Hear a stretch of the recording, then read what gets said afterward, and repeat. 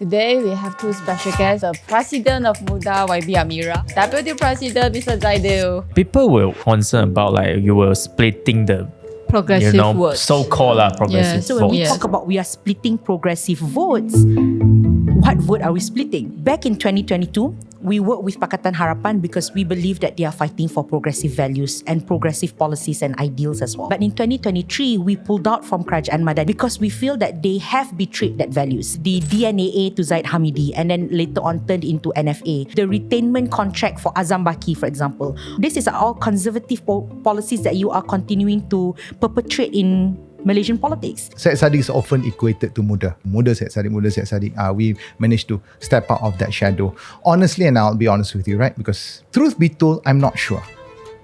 But truth be told also, I don't mind. We don't think that progressive value belongs to any single individual party or any single individual person. Let's not be fixed deposit voters. A fixed deposit voters are loyal. Welcome to the BBK show, which is presented by Bukku, the cloud accounting software from old Malaysia. Today, we have two special guests who is our first time coming here. Yep. We have members from MUDA, the President of MUDA, YB Amira, and the Deputy President, Mr. Zaidil. Yeah, famous podcaster, right? Yeah.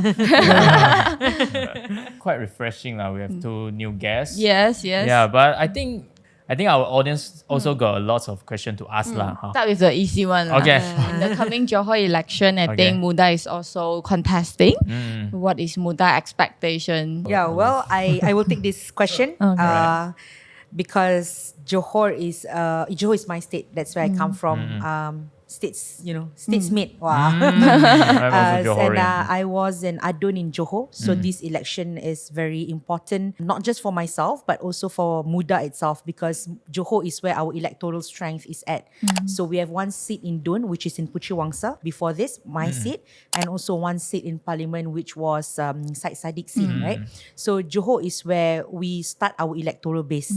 Obviously, when we enter any election, when we form a political party and you enter election, the goal is to win. That is something that you want to do. But for MUDA, even when we first founded the party, we do not want to just found the party just for winning, just for power. When we formed the political party, what we wanted to do was to challenge the political norms in Malaysia, right? We did it through our party system, party structure. We challenged the norms of having to have youth wings, having to have women's wings. We challenged the norms of women candidacy. For example, we were the first party to put forth 50% women candidate in the previous election. We've challenged the norms of making political party only race-based and identity-based. MUDA is a multiracial party. You don't have to be a specific race or religion to climb the party ladder, for example. The same way when it comes to election, we also want to challenge the norms of discussions that happens during election season. Even before election has started, we can see that a lot of political parties discussion revolve around seats, revolve around who's your poster boy, who's your poster girl, right? That's not something that MUDA wants to see in politics, not just in this election, but the election to come. When it comes to politics, when it comes to election, it should be the platform for you to contest ideas, the platform for you to bring up the voices of the people. What kind of Johor, what kind of Malaysia you want to see? So for MUDA, after we announced our 4 candidates, we didn't wait for other parties to announce their candidates. We straightforward go into what are the things that we want to offer for Johorian, and what are the issues that Johorians should look to when you were thinking about who you want to vote. I got 2 questions. Why only 4 candidates? You can contest more. Yeah, you can contest more. The second is why don't you continue contesting your... For me, for MUDA itself, right? When you contest in an election, it should not just be for the sake of contesting. And it should not just be to inflate your ego of how many of your logo will be seen throughout the Johor state, right? When you contest in an election, you want to be able to offer the best to the people. And you want to be able to say that, look, these are our candidates who have worked the ground. These are our candidates who understand Johor issues. These are our candidates that we know they can't only just win, but when they win, they will be an effective elected representative. MUDA is new. MUDA is young. I am not afraid to say that we are not as big as other political parties yet. So it's only natural that our membership and our potential elected representatives is also not as big as any other political party. But the ones that we are offering is the best, and we know that even with these 4 voices, if all of them goes to the State Legislative Assembly, they can make a dent and a difference in the policies in Johor. Like even when I was the only one in Johor State Assembly, I managed to push the establishment of Climate Change Committee, for example, to get people discussing about climate change, to get people to discuss about a lot of issues that were not discussed in State Legislative Assembly. So that's one of the reasons why we decided that when we want to contest, we focus on the people who we know will be an effective elected rep. Your second question, macam belum bagi chance for After this, for the second question, for MUDA, leadership is not just about retaining positions. Leadership is about whether you are able to carve a pathway for other people beyond you. And for MUDA itself, we don't want to be a party that is dependent on 1 or 2 personalities. Of course, Syed Saddiq is a very huge personality. He was a minister in the party before we even founded the party, right? But we want MUDA to be more than Syed Saddiq. We want MUDA to be more than Amira Aisyah, to be more than Zaidil Baharudin. And the best way for you to do that is to say that we are not afraid to fill in new people in our incumbency seat. Rashifa was my chief of staff. She's been serving in Puteri Wangsa since 2022. She's done a great job. She knows the ground. She knows the people. She loves Puteri Wangsa like any other, like an elected representative should. And this is the way for us to say, this is the kind of new politics that we need in Malaysia. Yeah. Since your team told me that we can grill you, so that's a simple question. Go ahead. That people saying that last time MUDA can win Puteri Wangsa is because the AP give up the seat to you. So now you're not contesting. Is it because of you don't want to experience the title that you lost the seat? Good question. I've been actually waiting for people to ask me that question because I really want to answer it. Okay. Yeah.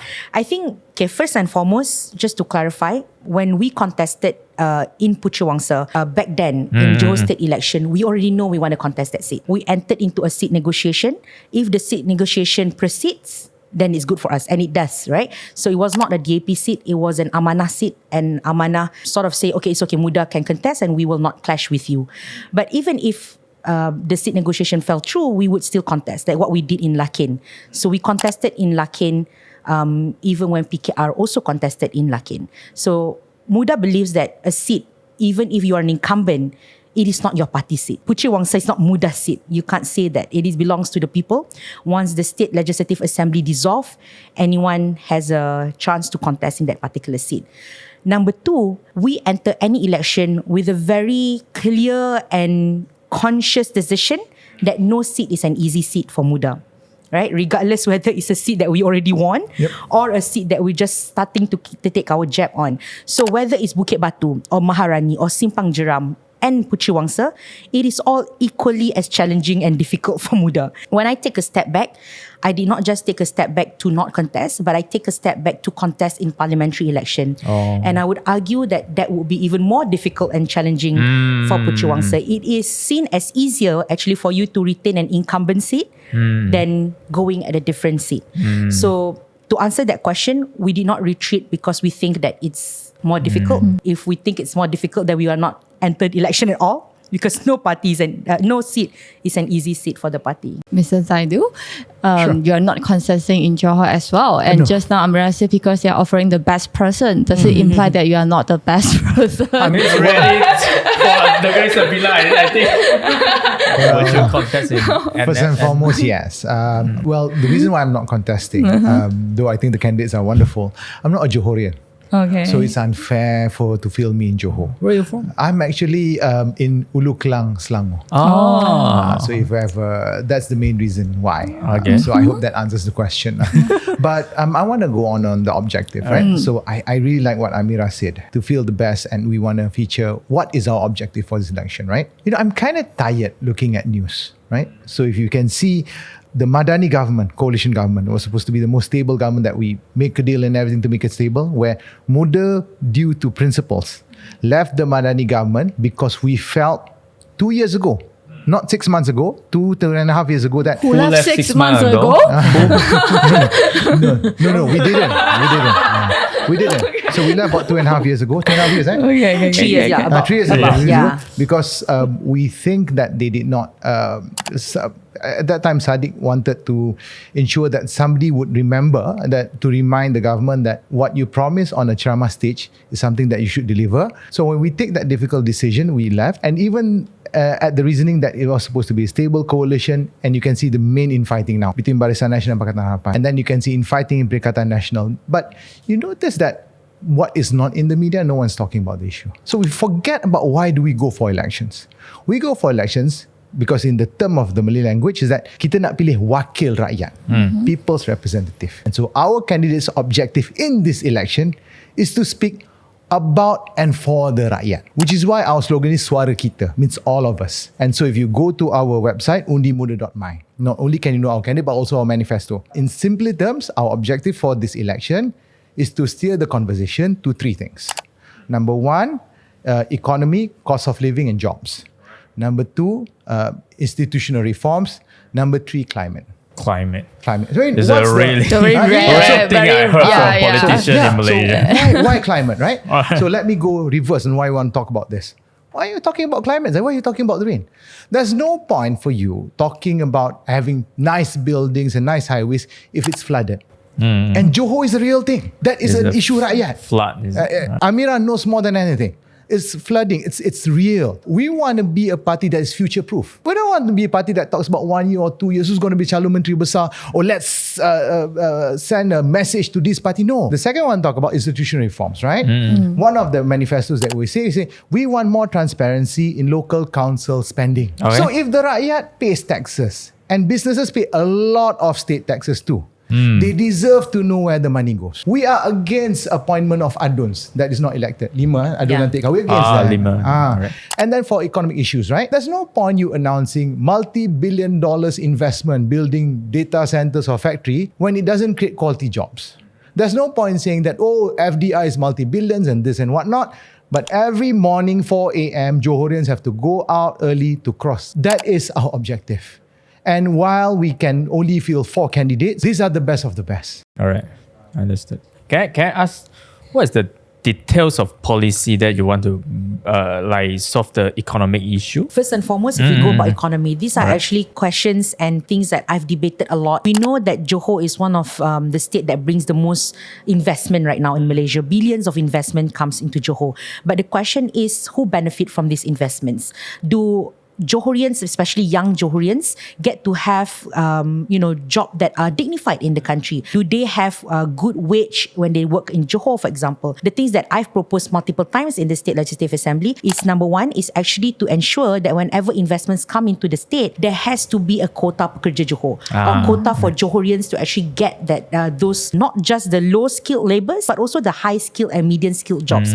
I think it's very important for us to ensure that when it comes to investments, the high skilled jobs don't just go to expats, right? And that's something that we kept on seeing, not just in Johor, but other states in Malaysia as well. Secondly is ensuring that there's tax incentives for the companies that come and invest in Johor. Give them tax incentives if they give a good premium, like a premium wage for young graduates from Johor to work in their companies. So these are the kind of policies that we wanted to bring into the state to ensure that our graduates can compete in their own state rather than having to go to Singapore, for example.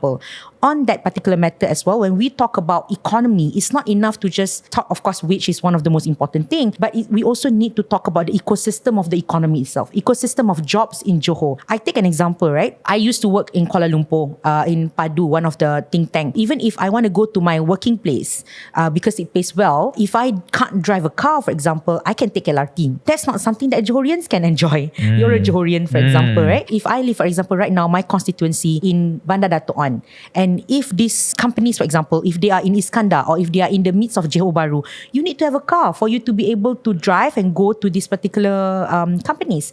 Otherwise, your choices are limited to the area where you are living in. So these are among the proposals that we have. Please check out undimuda.my. We have like a long list of manifesto that we want to bring into economy, housing, data centers. One of the things that I talk about the most, I think at one point I was the first person who pointed out about how the water usage is crazy when it comes to data center. And Chief Minister said that I'm only criticizing to scare off investors. For data center, I talk about having water usage effectiveness measure. I talk about reviewing the guidelines so that the 50-meter buffer zone from housing area to data center doesn't make sense. That's ridiculous, right? All these things are things that we have in undimuda.my. So we understand well that this is a state election and federal constitution limits the power of what the state can do. When we promise something, it's not we're promising the moon and the stars, things going down, price going down. No, we're not promising that. So we know for a fact that the state has two powers. It's either land and water. And if you notice, our manifesto also surrounds this because we want to be realistic. A lot of it has to do with land management, which is why institutional reforms on the local council level, having a really good adun who can champion for you is really important. For example, you have lots of apartments, right? What's the point of having housing if the housing is unaffordable? One of the ways for you to solve it is to have an effective land management. How do local councils give out permits? And when we talk about climate change as well, other than having mitigation project, making sure there is a lot of reservoirs, things like that. And if you want to have something effective, you need to have an adun that speaks out. The way we go approach this election is that our candidate is the one who will be the check and balance regardless who will be in the government. I think just now Amira have mentioned as well, for a long time when thinking about MUDA, the public can only think of Sai Sadik. Oh, So I'll yeah, take what is this. The you Hollywood guys- actor. Yeah. Oh, No, I don't know. any response to this? You mean which issue? I don't know. Depend on them. Okay, I'll try to address this. So I think your question is that Syed Saddiq is often equated to MUDA, right? So MUDA Syed Saddiq. We managed to step out of that shadow. Honestly, and I'll be honest with you, right? Because truth be told, I'm not sure. But truth be told also, I don't mind. So this election, we want to feature fresh candidates. You know, me and Amira trying to go out to BBK Network and other podcasts. We also want to introduce other leaders as well. But if you ask me, right, if MUDA is equated to Syed Saddiq, it's not a bad thing. Something that I'm quite proud of. If MUDA is equated to a leader, the most hardworking MP in Malaysia, good. Alhamdulillah. We want to be just like him, the most hardworking MP in Malaysia. Not only is he hardworking, the ideals that he brings, hardworking regardless of race, regardless of religion, regardless of color, regardless of background. The only single MP in parliament that we have has more traction when talking about issues without power than any other MPs combined. Now that is one MP. And that is with one adun in Puteri Wangsa, we keep talking about climate change, we're talking about flooding. Imagine we have four. And so back to the question, did we manage to step out of the shadow? We are trying to. Are we shadow's not that apologetic bad. about it? No. The shadow is not that bad. No, we're not apologetic about it. You got a progressive bloc, right? Like with PSM. But people maybe they were concerned about like you were splitting the Progressive words. so-called Yeah. progressive votes. Yes. What's your take on this? Like, Well, I think first and foremost, people have to answer the question of what is progressive. When we talk about progressive, what exactly is progressive? For MUDA and PSM, progressive is not just about values entirely, but it's also about the policies that you want to champion. For example, on the things that Zaidil mentioned just now for this Johor state election, progressive policies are like climate change policies, are like institutional reforms policies. And to be very honest with you, right now, there are no other parties that are serious about these issues, right? And so when we talk about we are splitting progressive votes, what vote are we splitting? Because is all these parties... city, maybe. PH word. That's the question. So do PH are fighting for progressive So values? you Are they don't fighting see, for you don't progressive see them values? as And progressive already? back in 2022, we worked with Pakatan Harapan because we believe that they are fighting for progressive values and progressive policies and ideals as well. But in 2023, we pulled out from Kerajaan Madani, and this is something that Zaidil has mentioned, because we feel that they have betrayed that values. The DNAA to Zaid Hamidi and then later on turned into NFA with the retainment contract for Azam Baki, for example. This is all conservative policies that you are continuing to perpetrate in Malaysian politics. And that's the reason why we pulled out, and that's the reason why we are working with a party that has been consistently been progressive with their policies, which is PSM. We don't think that progressive value belongs to any single individual party or any single individual person. And we don't think that progressive values and progressive policies has a monopoly to anyone or any party, which is why we believe that we want to work with other progressive parties as well. And that's why we had the progressive bloc. And allow me to address the elephant in the room, because I'm pretty sure a lot of your audience are wondering as well. Even before the announcement of both Rafizi Ramli and Nick Nazmi, there was a video that went out. I think viral could be the word of mine, where we are open to work with any progressive parties. And then when it was turned out there's a new player, the second offer made out. I still respect the decision that they made. And if we are to, clash in a certain seats, let the best candidate win. But we chose this difficult road long before, as Amira pointed before, because we really believe in the ideals. We did not have the hindsight of PKR's party elections. We did not know when we choose this route that it was going to be this messy now. But again, we want to work with everyone with progressive values. If not, we just want to be the best out of it. So we champion and we'll contest on the ideas. So that's the idea. And so, but I want to address this as well. we're willing to work those with the progressive ideas. And some may understand, why do I make that offer? Even when it's clear that certain parties have their decision made that they want to chart their own path, right? It's pretty clear they say that. And I still ask that again. Because we are of this belief is that if you don't ask, you don't know. And if it means that there's a chance that us who reminded the voters of what we're supposed to do, to remind the government and even Pakatan Harapan what they're supposed to do, if there's a chance that you can have a strong coalition to that, we will take that chance. We will take that risk. Even if it means it bruises our ego. People saying, muda, so they really want this, tak malu ke kan?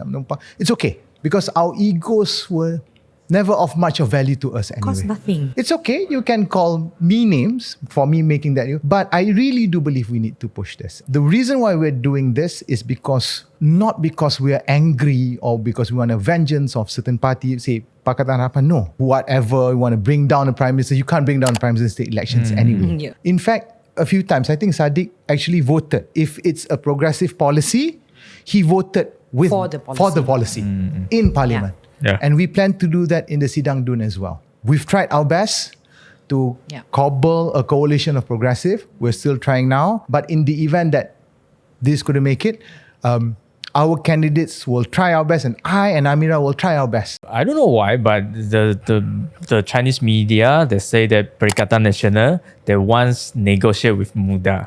And maybe some people will worry about like MUDA will join PM one day. This. So here's the thing, right? Let me address this. There's two. One was a viral posting on Facebook. Supposedly that we're supposed to contest under a PN banner. That's false. That one. I'm like thinking, which viral? That doesn't make sense. We will contest under the MUDA logo. And the second of all, we are clashing with PAS in 3 seats. What kind of coalition negotiation is this? Bersatu, maybe. I know there's a lot of rumors going on, people forwarding WhatsApp messages. And I don't really like commenting on speculations and gossips. But look at what we do, not what other people say. What we do for the past 3 years, even when it was so difficult for us, when we left about 2.5 years ago, it wasn't a popular decision. And when we were asking for equal allocation for all parliamentarians, right, we were attacked. But to show consistency that when Wong Chen allocation in Subang was pulled over, both we and PSM came out a statement that this is unfair. We also stand the same when MP from PJ also... Cheng Chong. Yes. Cheng Chong, Cheng Chong. Also, we go there as well. And whenever a common issue like we had that protest against Azam Baki's corporate mafia issue, we joined in, a lot of parties were there. We will always work for better values and better politics. I think one of the things that obviously I got asked a lot by the Chinese media is, why do we work with Perikatan Nasional when it comes to policies and issues, for example? When you talk about democracy in the country, it's not enough for you to only have a strong government. One of the most important part of democracy and one of the most important part to make your country functional is for you to have a good check and balance opposition. And by being a good check and balance opposition needs to be able to move together with a certain policy, for example, right? And I think that's not something that, again, we are not shy or too much ego to work with people that are existentially different than us, and you just clash on everything, even when you have something that you want to fight together, for example. For example, even in the State Legislative Assembly before this, why do I have a good relationship with Bersatu in Johor, for example? Because a lot of the things that I want to fight against in the State Legislative Assembly, we need a consolidated opposition voice. And at that point of time, Pakatan Harapan don't want to talk about it because they are in unity government, for example. Take Adun Lantikan, for example, right? When they proposed Adun Lantikan, at that point of time, I told Datuk Sharudin, which was the leader of Perikatan Nasional in Johor, I told him that this is a very unfair and very ridiculous policy that you are basically taking away the power of the people and you're just putting that power within the government to appoint whoever five you want into the dun, right? And this is something that we have to fight against. 哇，这个账对不到 ，sales 和 purchase 就全部都乱掉。哇，这么夜了还在加班呐、是啦，外面的公司全部都在用软件做账，只有我们这样念就用手动做账哦。那还可以这样哦，你要我去买那种几千块的系统咩？我小公司没有那么多钱的哈。看你有没有用对软件罢了。有一个做账软件，每个月只需要35令吉，而且有问题还可以问他们的客服诶。什么软件？讲来听听。最完整的做账软件当然要选Bukku啦，适用于微型、小型、中型企业用的做账软件，而且每个月才35令吉，没有任何隐藏收费。35令吉罢了。是的，只要拍一拍收据上传到Bukku，系统就会自动识别收据的金额 ，sales 和 purchase 全部帮你记录清楚。那账目报告，我每次报税的时候都要另外花钱请人去处理，不便宜耶。Bukku也可以搞定，你看啊，它可以帮你生成50多种报税所需要的账目还有报告，让你报税期间不慌不忙，轻松应对。而且就算你没有很强的做账背景，也不用怕不会用，因为Bukku有初学者影片教程，还有线上客服解答你在操作方面的疑问。现在输入我们的 promo code 来注册即可享有90天免费的试用，而且无需绑定信用卡哦。每个月只需要35令吉，帮你自动化做账，自动化生成账目报告，还有线上客服协助。好啦，不要做了，明天我就去 subscribe Bukku。OK， 走，下班。老板不破费，员工不劳累，把做账交给Bukku，把时间留给生活。插播一则票务信息。如果你还不知道呢 ，KSL 的专场《抑郁症》7月30号为了配合 PJ 喜剧节又公开加演了一场，而阿布巴卡报考大会卢卡斯呢，如果大家想要看我被 roast 呢，也记得去购票啦。Cloudjoy 跟麦谢上面都还有剩下零星的票务，大家赶快千万不要错过啦。Coming back to the progressive party issue, I like how Amira addressed the definition of progressive. Of course, climate change, indigenous reformation is the progressive issue. But I think in Malaysia, we can't avoid but talk about the racial issue as well. So every party who come here and claim themselves as progressive, we can't help but we wanted to ask them, what is your opinion on the UEC issue and the Ladang Babi issue in Selangor? Or Ramwef lah, something like quite sensitive one. I'll go on the larger picture and then the Selangorian can answer the Selangor. Muda has never been shy whether we go to a Mandarin podcast or we go to an English podcast or a Malay podcast. We are not shy to say that one of our most controversial policies that have been consistently been pushed out is that we want to get rid of racial-based quota in education, first and foremost. That's something that we've been consistent about, right? And we want to replace racial-based quota with needs-based quota. And this is something that when I go to a Malay podcast, I will tell, because a lot of Malays are anxious, right? Oh, what if you remove the transparent needs-based quota, then Melayu kat kampung dah tak dapat anything, for example. I can tell you for sure that Malays remain the biggest chunk of B40 in Malaysia. Yes. They're still the biggest chunk. So even if you replace the racial-based quota to a needs-based quota, Malays will still have the biggest number of quota in there simply because we are in the country, we are the biggest B40 community. But at the same time, you cannot use that as an excuse for the poor Indians to not get an opportunity, or the poor Chinese to not get an opportunity. So that is a racial or identity policy that MUDA has been consistently fighting for. And I've even been told by other politicians to not talk about that so much. And they've told me, oh, Amira, if you talk about that so much, your MUDA's career is over because you can't talk about such sensitive topic. Again, I'm not saying this because I don't want Malays to succeed. I'm a Malay. I come from a B40 community. My mother was a single mother. I know what it takes in this country for a Malay to be successful, and I know what it takes in this country for an Indian lady, for example, from the same background as mine to succeed in this community. And everyone got to be able to have an equal level playing field, so to say, right? And you want to raise that equal level playing field, not just based on your risk, but based on what are your needs. True. On education, right? This whole fight about UEC, this whole fight about all these things, I understand the fight, but I think there's a bigger fight on education. Can we improve our national education system? Yes. Once we improve our national education system, orang nak ambil A-level, IGCSE, UEC, they will not be, they will just, let's take our national education system because that is the best. I think we are focusing on the wrong things. Yes. And politicians are fueling that. Yeah. They love using this as a means to flame the fire, right? So on education, this is my personal opinion. And again, I really don't want to come here and say things so that to placate your viewers just to win votes. I want you to understand us to our core. Sure. I think I can be, both and I share this.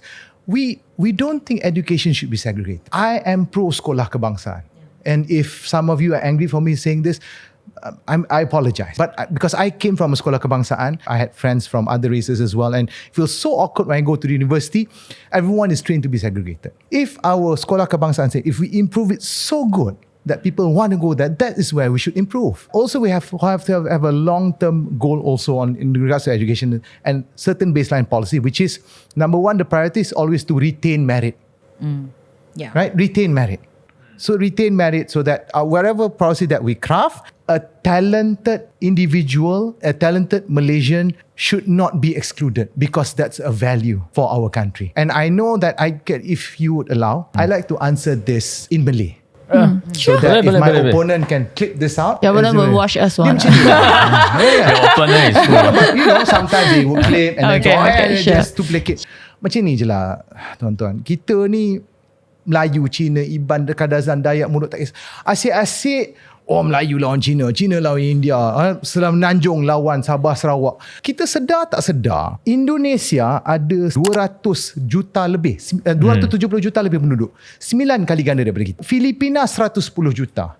Vietnam 100 juta. 3 kali ganda daripada kita. Kita sibuk risau contohnya, kita kena pertahankan bisnes, contohnya bisnes Melayu, bisnes Cina.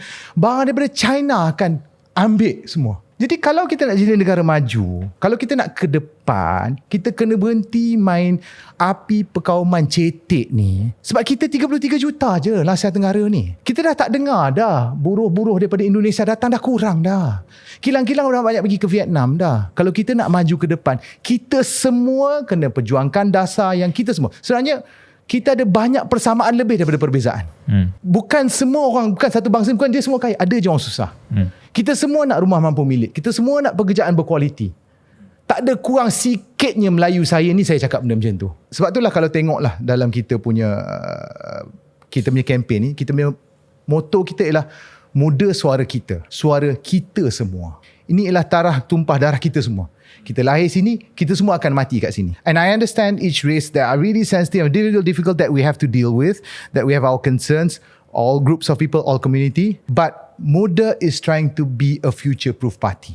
We're not just targeting about the next GE, the next Menteri Besar candidate, winning seats and things like that. We are going for the long game.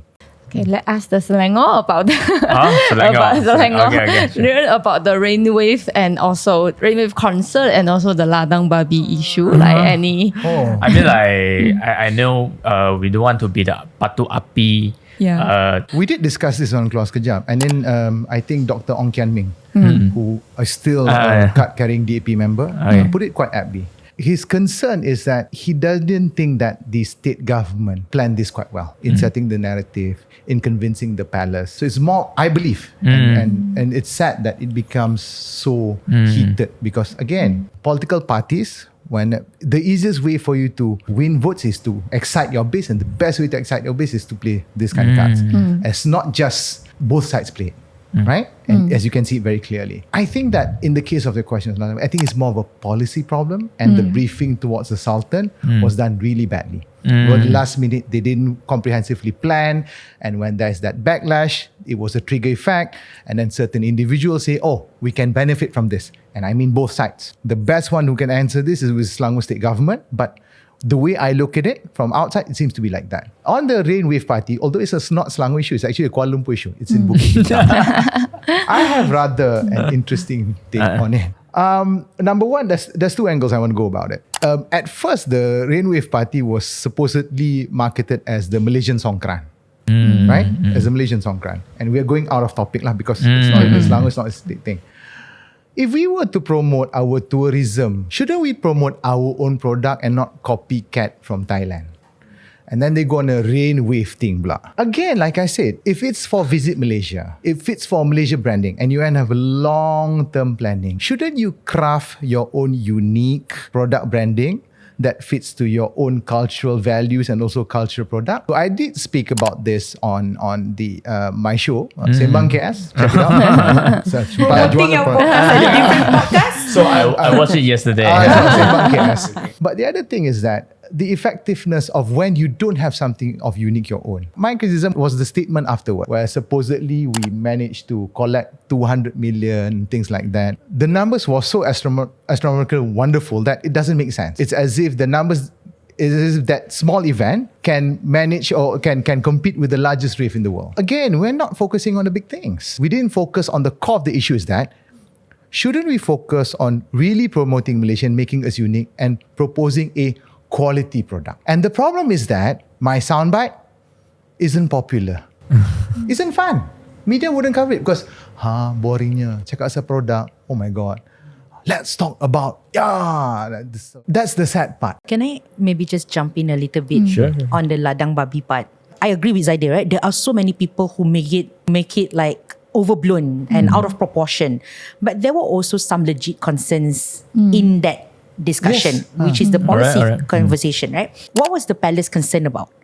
The palace was concerned about cleanliness, for example, which is not exactly an out of the norm concern.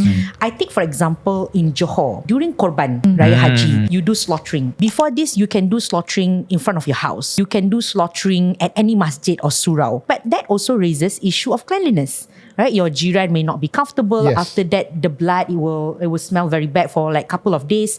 And so Johor made a very strict rule that in order for you to slaughter during Raya Haji, you need to have the proper drainage. Number two is that when it comes to policies that involve the day-to-day lives of the people, why are we always leaving the people behind in this discussion? So when you're talking about building a slaughterhouse, or when you're talking about building a ladang babi, for example, if it's near a kawasan perumahan, then you've got to consult the people within that area. And I think this is one of the things that I have the similar take when it comes to pusat data, for example. Government is building pusat data with 50 meter buffer zone. Only 50 meter between kawasan perumahan and pusat data, you only need 50 meter. Kita lumba lari kat sekolah pun 100 meter, right? And this is like so close, right? And got nothing to do with race or religion. But people are also mad about it because you are encroaching on our day-to-day activities. That's why for MUDA, for this particular election also, we say that all these kinds of development, regardless whether it involves the animals or none at all, you've got to consult the people of that place. Yeah, I think it's good that you focus on the details of the policy, like the cleanliness. When you focus on something that's legit, then we can discuss about it. Yeah. But sometimes we saw on social media, they are just saying, maybe you vote DAP, you tapat babi. Yeah. Something like that. That's something said, really hurt us, you know. Like, or what I said that just now, people were quoted it as ladang babi tak bersih. You close the conversation and like you shut it down. Yeah, but you got any question? No. All right. I got one lah. What's your take on the last state election that MUDA sent out? I think got 30 something candidates, right? On the 19. Yeah. Oh, sorry. For the 19. state. State election. Then like you lose all the deposit. Yeah. I feel like it will affect our votes because we don't want to waste our vote if you are. I'll take it as a personal question because my answer is going to be very personal. In the last state election, it was probably one of our lowest points. I remember that I had to chair the meeting after the announcement was made with all of our candidates. It was really dim and you all know the outcome. I don't need to repeat that. But in hindsight, why did we do it? That's the thing, right? And people talking about now having a third force, reminding Pakatan Harapan what they promised and things like that. I want to be very clear here. When we made that decision, It was an unpopular decision. Everywhere people were very angry with us. They were calling us immature. They were calling us young kids. I'm not young, by the way, I'm middle-aged. I have children.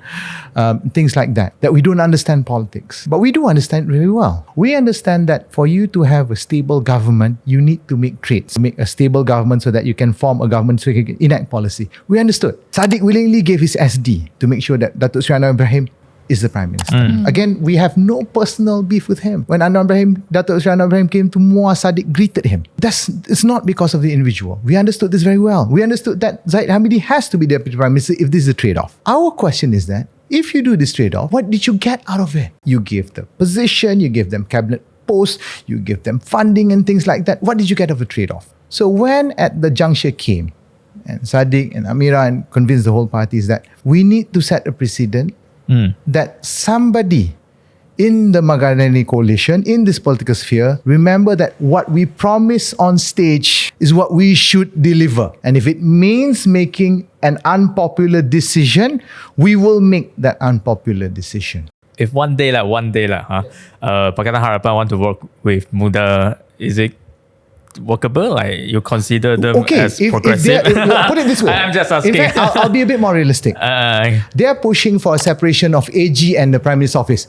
We will support that if it's a good policy. Okay. Don't need to be hypothetical.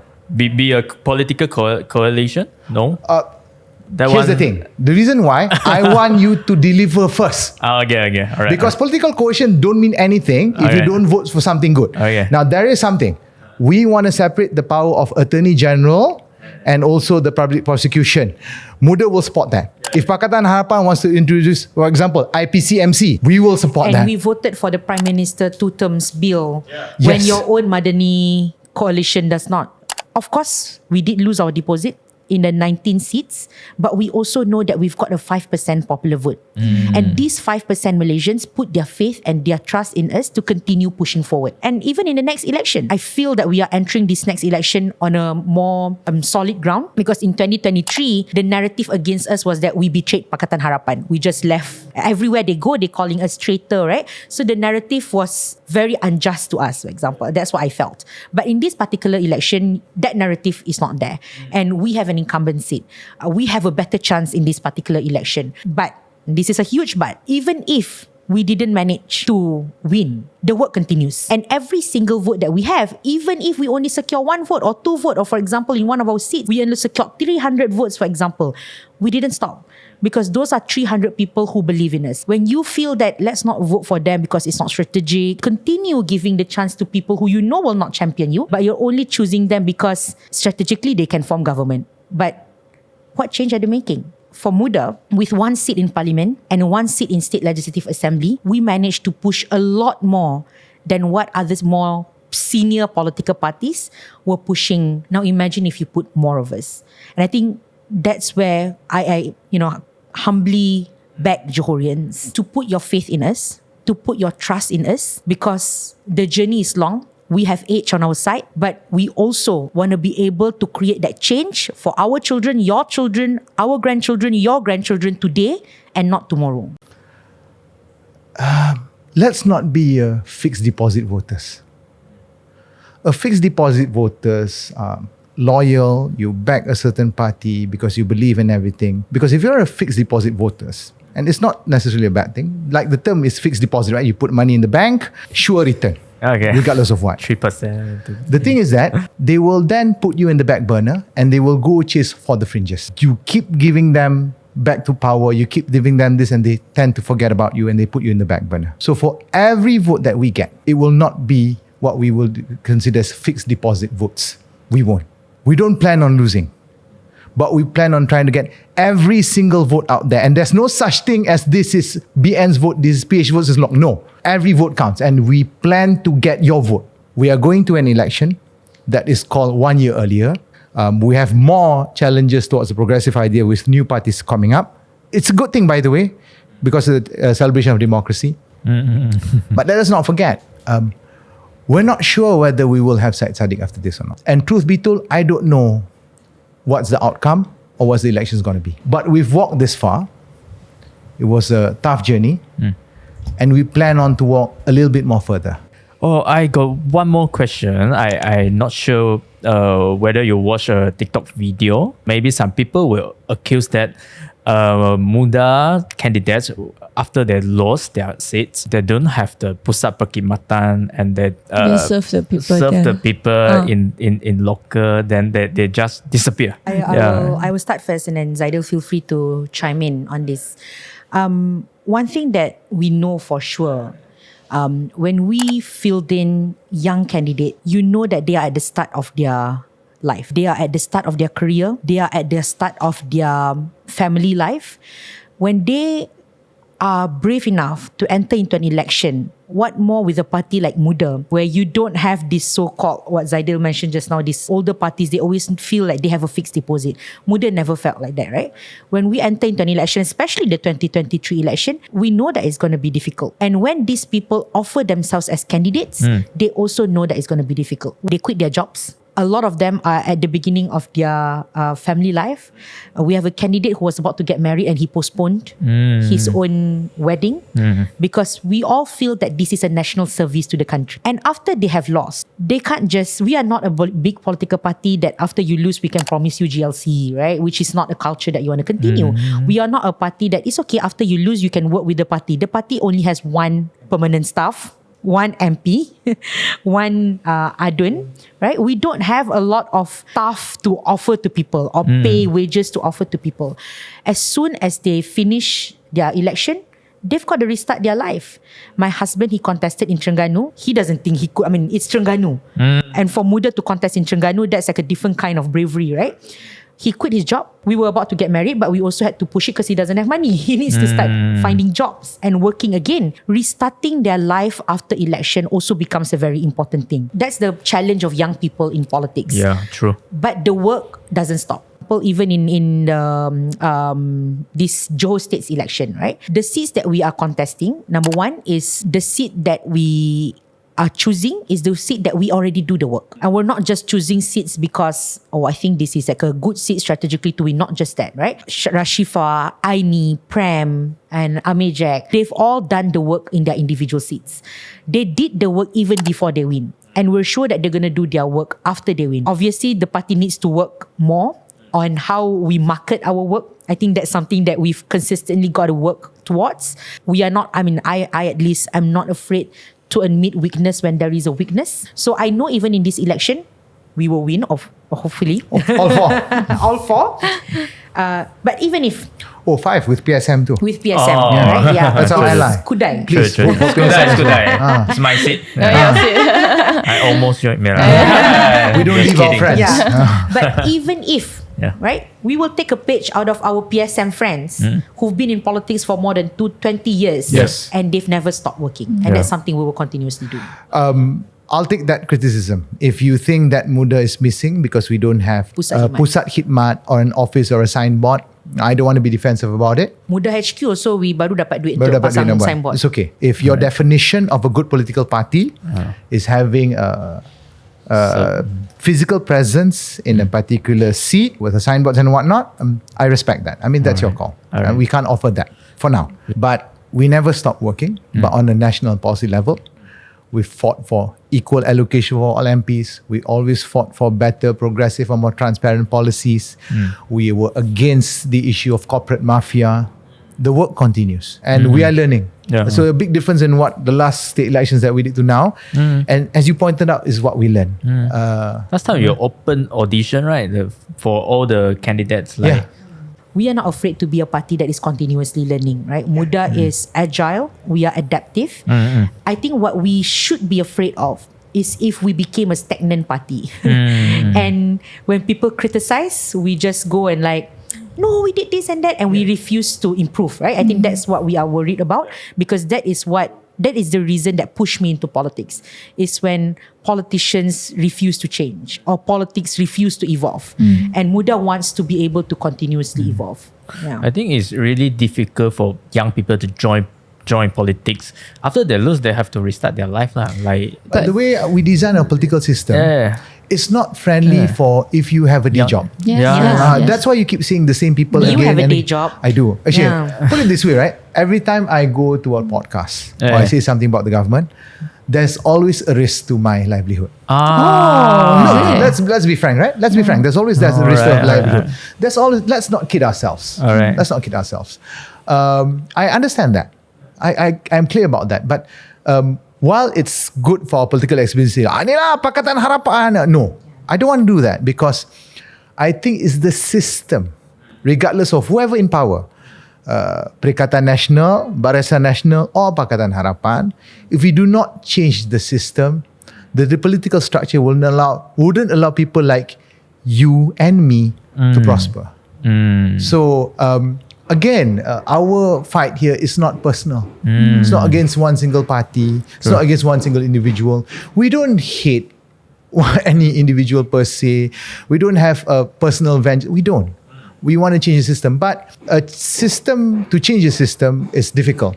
And if any of our former candidates went through hell to get to where they are to help us, and they paid the price, I just say that thank you for doing that.